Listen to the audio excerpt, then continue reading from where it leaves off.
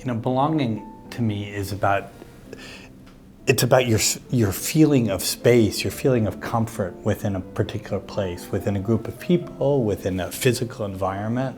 So when you belong, it's not that you're integrated, it's not that you're included, it's that you're absolutely part of the essential life of this space. And that means you have a sense of agency, meaning that you have a sense that you actually can help to change the shape of this space.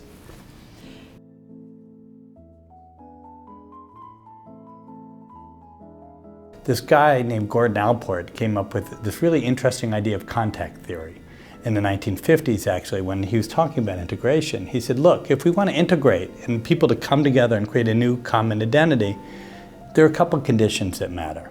One, you have to have people from different groups come together.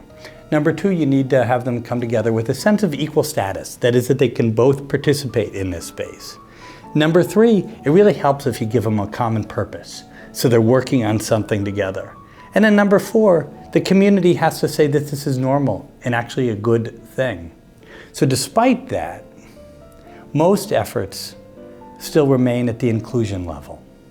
Most efforts that we see about bringing people together is, are they going to be included? Are they going to be brought into the room? It's not enough to bring somebody in the room. Actually, often when you bring somebody in the room without actually working on issues of belonging, what you do is actually you exacerbate tensions between this person and everybody else, because there's no opportunity to have young people really get to know each other. Now there are efforts to build belonging, and that's really powerful. But to do this properly, we need to actually understand who's in the room.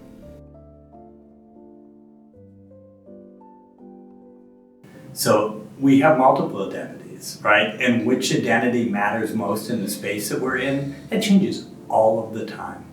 And we're always doing internal calculations about which is the me that I can be, should be, or which is the me that is actually pulled out in this space. If I'm in a group of all women, the fact that I'm a man may be more important than it would have been at another time. When I'm in a group of people and I'm the only white guy in the room, that matters to me more at that particular time, right? So we're always doing these little quiet shifts that we may not be aware of. And at the same time, there are people who play this really interesting role where they help to navigate belonging, right? So they become these kind of bridge builders between communities. And, you know, in a way we've talked linguistically about code switching, but they're culturally code switching around issues of belonging and helping bring folks who are not in the room, not maybe visible, into a room, and helping us think differently about what are the characteristics of belonging in a particular space.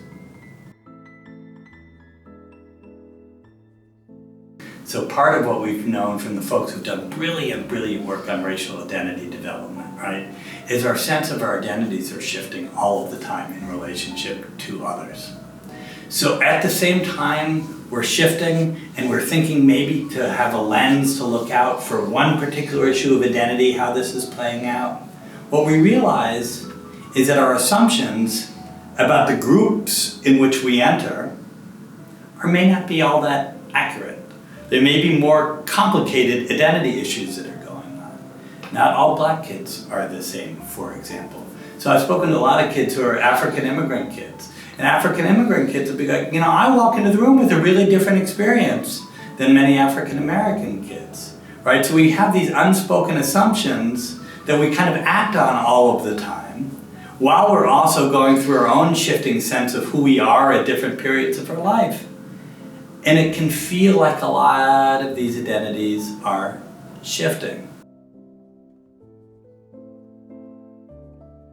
The number one thing we need to start with to build belonging in schools is starting with awareness.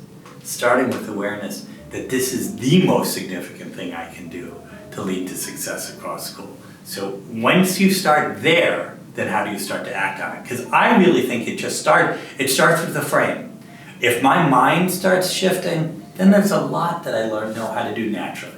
Let's say that feels uncomfortable and I need some goals, some specific ideas.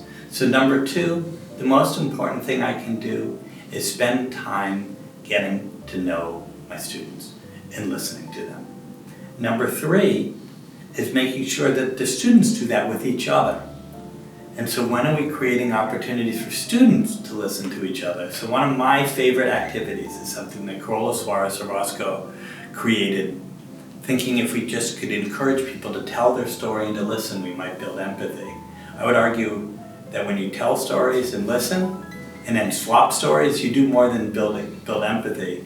You build a sense of shared connection, and you recognize the similarities and differences in your experience. So we have kids interview each other about their stories of migration. And why do that? Because people find themselves in each other's stories.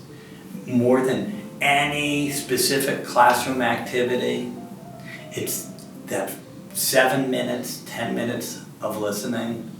It's profound.